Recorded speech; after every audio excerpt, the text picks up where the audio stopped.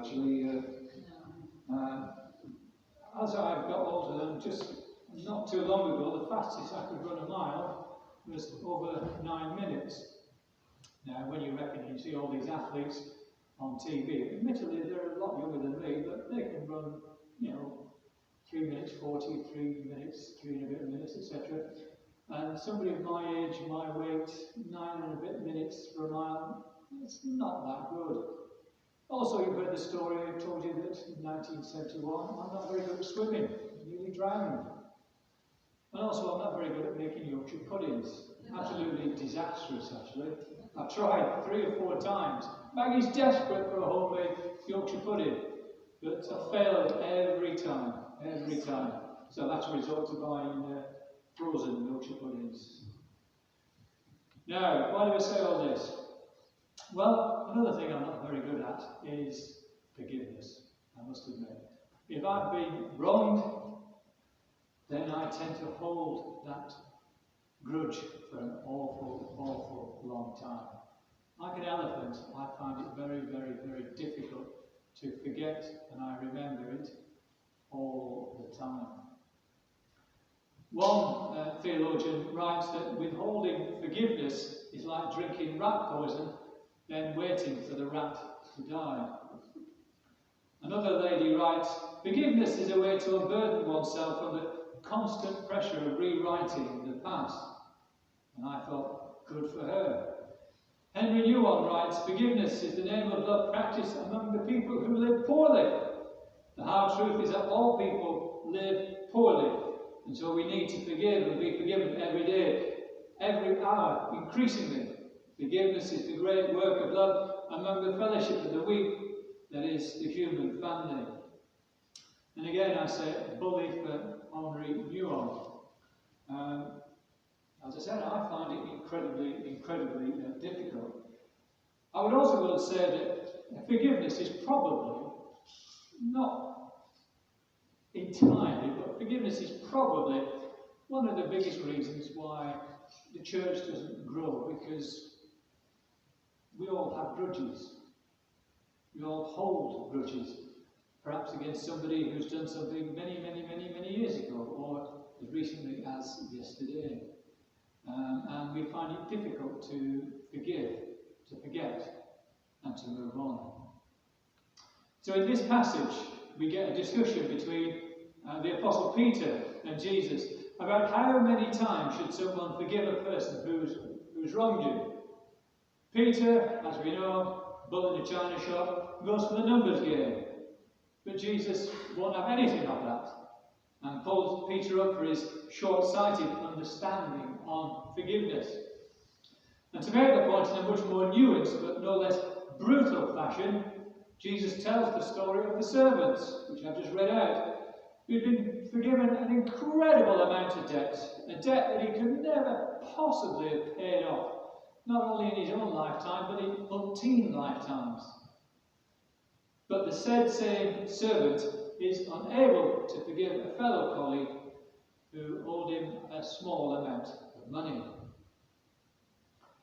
Now it's strange that the first servant, on hearing of his release from this huge debt, doesn't say thank you. He doesn't celebrate the fact. There's no relief expressed on his part, or none that we pick up from the text. Instead, all we get is a threat against one of his colleagues if he doesn't pay the debt between them. And then he flings him in prison. The point that Jesus is trying to make is that there is a difference between justice and mercy. The servant understood justice. He knew what would happen to him, in effect, by not repaying that debt. But he says he will, in time, pay all the money back. As I said, highly unlikely. But he received, instead, mercy. His debt was wiped clean. In the servant's attitude to his fellow colleague, what we see is his idea of justice and no mercy. He doesn't appear to have learned anything. And the punchline comes at the end of the passage. in Matthew 18, verse 35. If I am unable to forgive others from the heart, those who have wronged me, then God will not forgive me. And how easily is that last verse skimmed over? And that last verse will halt me to the end of my days. Because as I said, I find it incredibly difficult to forgive wrongs done against me. Maybe it's the Eastern European temperament in me, I have no idea. Maybe I have some relations who are involved in the mafia in Croatia, I have no idea. But I find it very, very difficult to forgive people. In that most holiest of prayers, the Lord's Prayer, Matthew's version ends with the following, that if you forgive others their trespasses, your heavenly Father will also forgive you. But if you do not forgive others, neither will your Father forgive you your trespasses. And again, in our particular tradition, just before the corporate confession, in the standard order of service, we say, paraphrase the first two commandments, that's loving the Lord your God with all your heart, with all your mind, body and soul, and loving your neighbour as yourself. And then in the confession, the corporate response, we acknowledge our sinful nature, as we've just done so in the Iona community prayer. And then the president, the minister, the vicar offers absolution. By doing so, there's a recognition that we haven't always got it right, and that we do make mistakes, and that forgiveness is the order of the day because of what Jesus has done in that ultimate sacrifice, that ultimate debt wiped clean, his death on the cross for us. And there is a need expressed to move on as we rest in God's mercy, justice and grace. So here's the challenge. Why do many people who call themselves Christians insist on bearing grudges forever and ever and ever? They might say the confession, but their hearts cry out for justice and not mercy. Indeed, there are some who go out of their way to make life difficult for whomever is perceived to have wronged them. And the challenge from this passage is why, given what I've already said. What about believers who choose not to forgive and carry on bitterness in their hearts? Their hardness of heart begins to influence, I think, everything that they do. They become unfruitful. They become unattractive personalities because all they can do is gossip about an individual or a situation. And the sad thing is that they often think that they're right. And they keep the wound open for everyone to see and hear. It's like picking over a scab constantly. It never heals. But you enjoy picking the scab. One minister, describing the mistreatment of what lack of forgiveness can do, is like a chain that binds us. And she wants to say the following, that maybe retaliation or holding on to anger about the harm done to me doesn't actually combat evil. Maybe feeds it. Because in the one end, if we're not careful, we can actually absorb the worst of our enemy and at some level start to become them.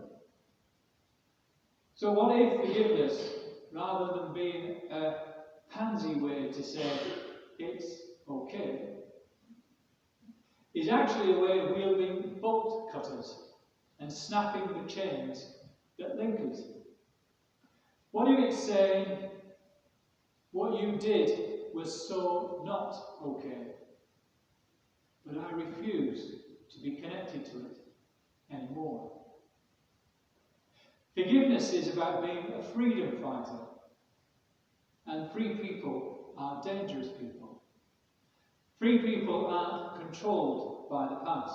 Free people laugh more than others. Free people see beauty where others do not. Free people are not easily offended. Free people are unafraid to speak truth to stupid. Free people are not chained to resentments, and that's worth fighting for. So as I recently discovered those words, and I let these words wash over me again and again and again, I prayed, first for myself, and then for all of us, that we will take up the hard work of forgiveness for the sake of a broken and desperate world. So may we loosen the chains that bind us, that bind me, that bind you perhaps, and may we rise as free people, and may we always claim the healing grace and forgiveness of God until justice reigns. Amen. And really, I've said this countless times to certainly one or two individuals, I'm just a pussycat really, just a teddy bear.